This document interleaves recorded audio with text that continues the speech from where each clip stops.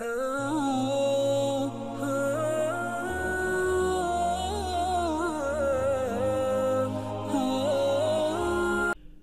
علیکم، میں ہوں جمال جامی اور آپ دیکھ رہے ہیں الفاظ جامی۔ محترم ناظرین، گزشتہ دنوں کرک میں ایک ناخوشگوار واقعہ پیش آیا جہاں ہندوؤں کے ایک تاریخی مندر میں توڑ پھوڑ کی گئی اور پھر اسے مسمار کرنے کی کوشش کی گئی۔ اب سوال یہ پیدا ہوتا ہے کہ کیا اسلام ہم سے اس بات کا تقاضا کرتا ہے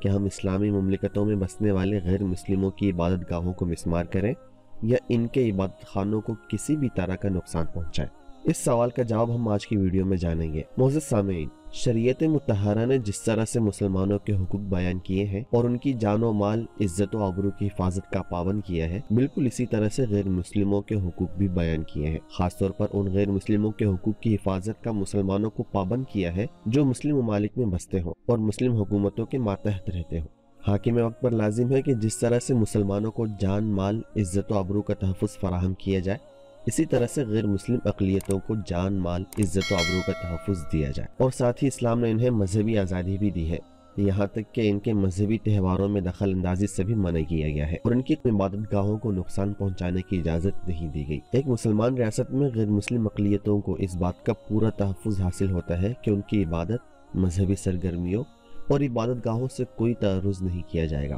امام ابو یوسف نے کتاب الخراج میں ذکر کیا ہے کہ خلیفہ اول حضرت ابوبکر صدیق رضی اللہ عنہ کے دور خلافت میں جب حضرت خالد بن ولید رضی اللہ عنہ نے حیرہ فتح کیا تو وہاں کے باشندوں کو اس بات کی ضمانت دی گئی کہ ان کی عبادت گاہوں اور خانقاہوں کو منہدم نہیں کیا جائے گا۔ تاریخی روایات بتاتی ہیں کہ خلیفہ دوم امیر المؤمنین حضرت عمر بن الخطاب رضی اللہ تعالی عنہ کے دور میں جب بیت المقدس فتح ہوا اور وہ اس کی چابیاں وصول کرنے کے لیے خود وہاں تشریف لے گئے تو دیکھا کہ یہودیوں کی قدیم عبادت گاہ کو عیسائیوں نے قبضے کے بعد مسمار کر کے وہاں کوڑے کرکٹ کا ڈھیر لگا رکھا تھا،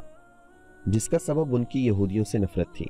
حضرت عمر نے خود اپنے ساتھیوں کے ساتھ مل کر وہاں سے کوڑا اٹھایا اور اسے عبادت کے لیے صاف کیا، مگر جب نماز کا وقت آیا اور ساتھیوں نے حضرت عمر رضی اللہ تعالی عنہ سے وہاں نماز ادا کرنے کے لیے کہا تو انہوں نے یہ کہہ کر انکار کر دیا کہ اگر میں نے یہاں نماز پڑھ لی تو تم لوگ اس پر قبضہ کر لو گے، جبکہ یہ یہودیوں کی عبادت گاہ ہے۔ چنانچہ ایک اسلامی ریاست میں غیر مسلموں کو حاصل سیاسی اور شہری حقوق میں ان کی عبادت گاہوں کا تحفظ اور احترام بھی شامل ہے، جو اسلام کی شاندار تعلیمات اور روایات کا روشن باب ہے۔ ہمیں اس کی مکمل پابندی کرنی چاہیے۔